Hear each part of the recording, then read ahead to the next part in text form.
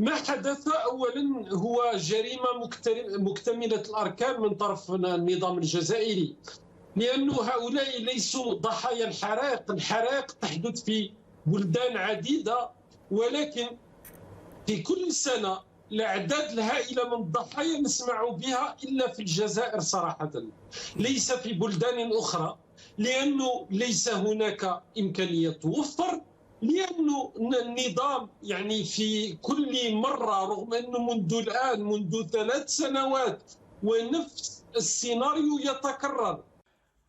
السلام عليكم ورحمة الله تعالى وبركاته. فيديو جديد. هذا الفيديو اخوتي غادي نشوف فيه المعاناة ديال الشعب الجزائري مع الحرائق اللي كتكرر كل عام، يعني كل سنة كيوقع نفس السيناريو، يعني نفس الحدث كيوقع. هذا العام كيف ما كتشوفوا معنا حرائق يعني كثيرة، والمشكل الغريب في الامر يعني فين هي الامكانيات، فين هي ديك الوعود ديال الطائرات اللي قالوا غادي يجيبوا لهم، ما عرفت مين استوردوهم، ما عرفت من روسيا ولا ما عرفت من مين، ديال الحرائق، اطفاء الحرائق. هادشي قالوا العام اللي فات، يعني الوقت اللي كان وقعت ديك الكارثه عاوتاني. كيف ما غتشوفوا معنا في هذا الفيديو هذا، واحد المواطن حر اللي هو جزائري غادي يخرج في النظام الجزائري، يعني النظام الكابرانات، غيخرج فيه طول وعرض، وغادي يجمع جميع، يعني غيجبد لهم حب وتبن، كلشي غيجبدوا ليه من وعود ديالهم من اتل زد. يعني كيفاش قال ليه العاب البحر الابيض المتوسط خسرت فيها ميزانيه صحيحه ديال ديك المتفرقعات، يعني راه ميزانيه كبيره، وطائرات ما قدرتوا كاع تحضروهم. بارك عليكم، نتوما باغيين غير تنافسوا هنايا، باغيين تشريو طيارات ديال الفكر الحربي ديالكم. المهم جبد لهم شي امور كثيره. الخرده قال لهم غير الخرده اللي كتدخلوا، يعني دوك الاليات الحربيه راه خرده كتدخلوها. المهم جبد لهم امور كثيره، ما نحرقوش المراحل. واول حاجه غادي نتمناو الشفاء العاجل للناس اللي باقيين مصابين، وكنرحموا على الناس كاع اللي ماتوا، خوتنا الجزائريين الله يرحمهم ويغفر لهم، محسوبين عند ربي من الشهداء. الخوت تلقاو حتى نهايه الفيديو، وما تنساش دير لنا واحد لايك وواحد كومونتير، ولا كنتي باقي جديد تابونا معنا كتحفيز لنا باش نستمروا ونجيما نعطيكم الجديد. يلا نتلاقاو في نهايه الفيديو. السلام عليكم، لا تنسوا الاعجاب بالفيديو والاشتراك في القناة تشجيعا لنا لنستمر بنشر المزيد ان شاء الله. جماعة في جلابين هاي اللي كيفاش راهي، جماعة الله يستركم صحاب السيترنات، الناس والله راهي تموت تتحرك. هاي اللي في جلابين الناس راهي تتحرك، صحاب السيترنات الله يستركم، صحاب السيترنات الله يستركم، صحاب السيترنات في جلابين خاوتنا، الناس خرجت من ديارها وراهي محروقة كاع.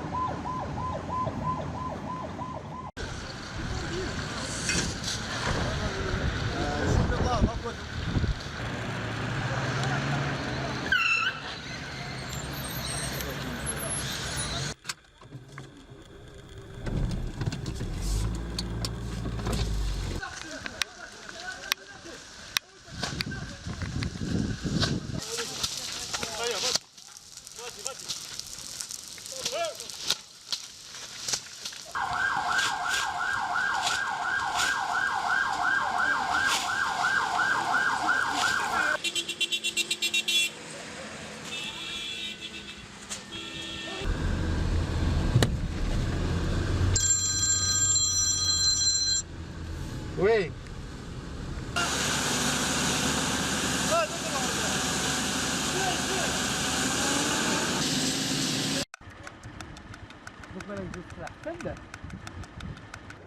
التي تم الحديث عنها، وهم يسمعون أموال تذهب هنا وهناك، مليار ونصف للبريكس، مليار لإفريقيا وغيرها، ويتساءلون أين هذه الطائرات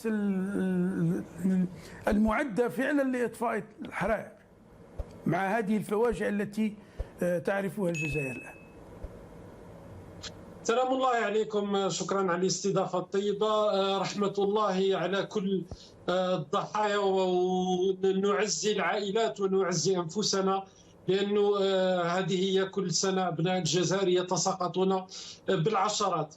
ما حدث أولا هو جريمة مكتملة الأركان من طرف النظام الجزائري، لأن هؤلاء ليسوا ضحايا الحرائق تحدث في بلدان عديدة، ولكن في كل سنة الأعداد الهائلة من الضحايا نسمع بها إلا في الجزائر صراحة، ليس في بلدان أخرى، لأنه ليس هناك إمكانية توفر، لأنه النظام يعني في كل مرة، رغم أنه منذ 3 سنوات ونفس السيناريو يتكرر، هذه المرة يعني درجات الحرارة لليومين، يعني اليوم الماضي ولليوم كانت منتظرة. النظام كان عنده سنة كاملة من أجل أنه يحضر نفسه من أجل التعامل مع هذه الكوارث، ولم يفعل أي شيء. السؤال حول الطائرات، طائرات منذ 2 قيل لنا بأن هذه طائرات الوحش سيتم اقتناؤها، والنظام خرج يعني بتطبيل كبير في هذا الموضوع. تبون قال لك سنقتني 6 طائرات في ديسمبر الماضي فقط. الوزير الأول قال بأن الطائرات الآن خلاص يعني حاضرة وستكون يعني جاهزة من أجل التعامل مع هذه الصائفة، ولكن الحقيقة أنه المصانع الروسية، لأنهم النظام الجزائري لم يجد إلا روسيا من أجل أن يذهب ويقتني عندها الطائرات، لأنه فيها نعرفوا مثل قضية شراء الأسلحة من روسيا، لأنه فيها عمولات، فيها يعني أموال تروح يمينا وشمالا. لهذا النظام يفضل التعامل مع الروس، والآن النتيجة أن المصانع الروسية مجمدة، روسيا عليها عقوبات، لا تستطيع استيراد الكثير من قطع الغيار بسبب العقوبات الأمريكية. وهذه النتيجة أن اليوم الجزائريين يحترقون دون أن تكون هناك إمكانيات. ما يجده النظام الآن في هذه الحالة إلا أنه يرسل مجموعة من الجنود المساكين يعني ببدلات عسكرية وبأسلحتهم وبعبارة شعبية بالا وبيوش لمواجهة حرائق مهولة. واليوم نشوف أن هناك 10 عناصر من الجيش الشعبي الوطني توفوا، وانتم كنتم تقولون بأنه السنة هذه النظام ربما برر القضية بالحرارة. أبدا، النظام منذ ساعات فقط خرج علينا مجلس قضاء ولاية جيجل ومجلس قضاء دائرة الطاهر في ولاية جيجل، وقالوا بأنهم فتحوا تحقيق في أسباب الحرائق. يعني الآن هل يعني تفتحون تحقيق مع الطبيعة أو لا قدر الله يعني مع المولى عز وجل؟ الحرائق يعني درجة الحرارة كانت متوقعة، الكل كان ينتظر فيها. كنا نعرف بأن درجة الحرارة في ولاية جيجل راح تكون 46 درجة على سبيل المثال. كيف يخرج مجلس قضاء جيجل يقول لك سنفتح تحقيق، وقال لك بأنه من سيتم اعتقالهم؟ هم استبقوا الموضوع أنه فيه متورطين في القضية، أكيد أيادي خارجية أو الموساد الإسرائيلي أو الجار الغربي، يعني استبقوا الأمر وقال لك سيتابعون في محكمة يعني مكافحة الإرهاب. هل هذا معقول؟ يعني هل معقول أنه الرد الوحيد للسلطات على ضحايا من الجزائريين الذين وقعوا اليوم، وهو أمر يتكرر منذ 3 سنوات الآن، أنه يخرج الرئيس المعين ويخرج الوزير الأول يترحمون وفقط؟ أنت تخرج تترحم، لكن أين المسؤوليات؟ ما هي الإجراءات المتخذة؟ يخرجوا يترحموا. شنقريحة اليوم أيضا يخرج يترحم. أنت لماذا ترسل في الجيوش مثلا التي تحترم نفسها؟ هناك بطبيعة الحال وحدات خاصة في التعامل مع الكوارث، تلقاهم ناس حتى البدلة التي يرتدونها يعني هي بدلة خاصة. كيف أنت ترسل جنود ببدلتهم العسكرية بأسلحة فوق ظهورهم وترميهم أمام النيران؟ وش تنتظر غير أنهم يموتون وكل سنة يتكرر؟ رحمة الله عليهم وعلى كل الضحايا والشفاء العاجل للجرحى. كنت أسألك، تتكرر الفاجعة مرة أخرى وبعدد كبير من الضحايا، عشرات الشهداء نحسبهم عند الله شهداء والمصابين كذلك. نفس المشهد يتكرر كل سنة ونفس الكوارث تتكرر ونسمع نفس العبارات ونفس الصورة. للأسف هذا إثبات أو يعني أمور ثابتة أنه فشل هذه العصابة وفشل هذه الطغمة، وبينت أنه ليس لها أي كفاءة في تسيير بلد مثل الجزائر.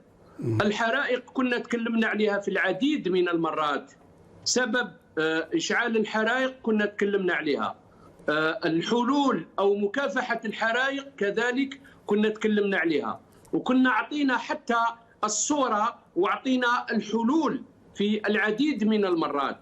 حقيقة الجزائر تجتاح، لأنه الآن المسؤولين راح كلهم يرموها على الحرارة وعلى الجو والظروف هذه القاسية اللي تمر بها المنطقة إلى غير ذلك. طبعا أكيد المرة هذه مش رايحين يزيدوا يقولوا كذلك الماك ورشاد والمخزن إلى غير ذلك هم اللي جاوا شعلوا الحرائق، يعني هذه الغنية خلاص ما يقدروش يقولوها لأنه المواطنين كرهوا من الكذب هذا. لكن رغم كل هذه الأسباب، ماذا فعلت هذه السلطة؟ ماذا فعلت منذ الكوارث نتاع 2001 2021 2022، كل هذه الهكتارات وكل هذه الشهداء أو هذا الموتى هذو، ماذا قدمت إلا الوعود؟ ماذا فعلت إلا الوعود؟ الآن يعيد سيناريو العسكر. كنا تحدثنا سابقا أنه العسكر ما عندهمش خبرة، الجنود ما عندهمش خبرة. من المفروض أنه على مستوى كل ولاية هناك دراسات، والدراسة يعني تقوم على طبيعة المنطقة وعلى طبيعة الطرقات الموجودة فيها وطبيعة الجبال ونوعية الأشجار ونوعية الأحراش، وتكون فيه إجراءات يعني كيفاش الأماكن اللي ممكن تكون جاهزة لانطلاق أي مكافحة للحرائق. أعتقد أن كل هذه الأمور ما كانش كذلك. كنا تحدثنا على الأحزمة الواقية للجبال، على تهيئة المناطق خوفا من، وهذه ما تتطلبش أموال، يعني ما تتطلب فقط إرادة وعمل، ما تتطلبش أموال، حتى ما يقولوش ما عندناش الأموال، رغم أنهم راهم يوزعوا في الأموال يمين وشمال، ولكن هذه تتطلب مسؤولية وتتطلب عمل. الأحزمة الواقية في الجبال ما عندناش لحد الآن، ما كانش دراسات، وكنا تحدثنا على أنه ما عندناش غابات كبار. طائرة الكنادير والمفرقعات التي تم استعمالها والأموال التي أنفقت في مثلا ألعاب البحر الأبيض المتوسط مؤخرا، أيضا في الألعاب العربية، ومفارقات الأموال التي لها الجزائر، بينما يموت الجزائريون بهذا الشكل، في مقابل طبعا السلطة تقول أنها تفعل ما في وسعها، تم تسخير كل الإمكانات. هناك طائرات للجيش، طائرات هليكوبتر، وإن ليست بفعالية الطائرات المتخصصة، ولكن هناك جهود تبذل في محاولة لإنقاذ الأرواح. والله وقت فقط ألعاب البحر الأبيض المتوسط، وكنت معكم على قناة المغاربية، وكنا تحدثنا يعني على المليار دولار يعني وزعها النظام الجزائري وقت ألعاب البحر الأبيض المتوسط. وكنا لما نتكلم مباشرة يعني النظام وأنصار يقول لك يعني خونة وعملاء ويشككون في القوة الضاربة وغير ذلك. يعني إذا كانت بالإضافة إلى كل الألعاب، هذه الألعاب العربية وغيرها التي صرفت فيها ملايين الدولارات، التي كان يمكن أن نشتري بها على الأقل طائرتين أو 3 طائرات من نوع كنادير، ولكن النظام فضل أنه يوزع الملايير. النظام منذ لو ناخذ فقط، ما ناخذ لكش السنة الماضية، ناخذ لك فقط الأسابيع الأخيرة 30 مليون دولار إلى جنين تروح إلى سلطة فلسطينية فاسدة وكلنا نعرف هذا. 1.5 مليار دولار إلى بنك البريكس الذي يعاني من مشكل سيولة. مصر انضمت إلى بنك البريكس دون أنها تدفع أي شيء، لكن النظام الجزائري قال لك نحن سنوزع 1.5 مليار دولار، عندنا الأموال. تكون في حواره مع قناة صينية منذ ساعات يقول لك أن الجزائر بالنسبة لإفريقيا هي مثل الصين بالنسبة للعالم. يعني لو ناخذ فقط دولة إفريقية عندها مشاكل تاع مديونية، عندها صعوبات اجتماعية، النظام كل يوم وكالة الأنباء الجزائرية والتلفزيون العمومي يتكلموا على الفقر في المملكة المغربية.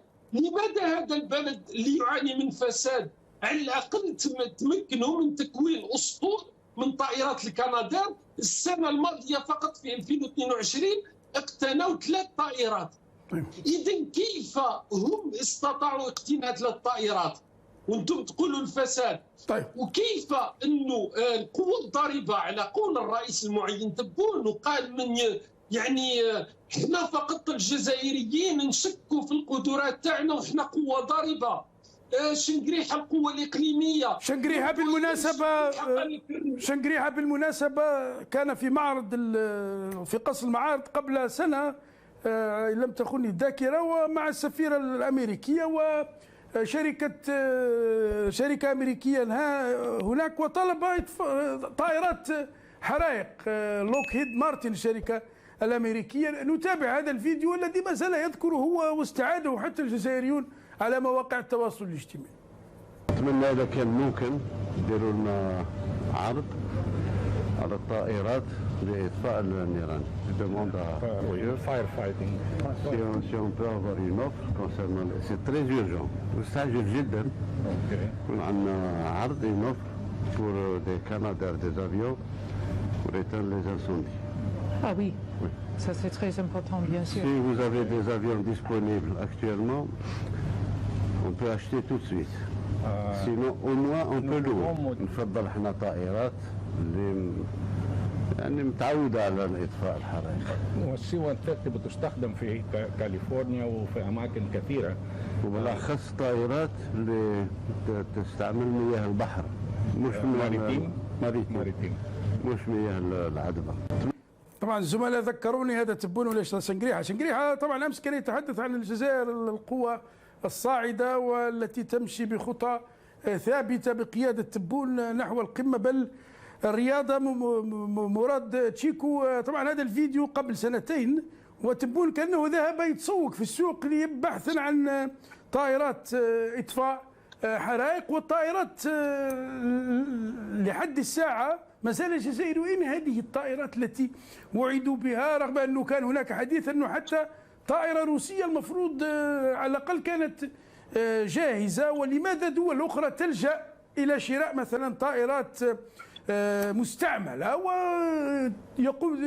تتم صيانتها ويتم استخدامها؟ لماذا هذا العجز؟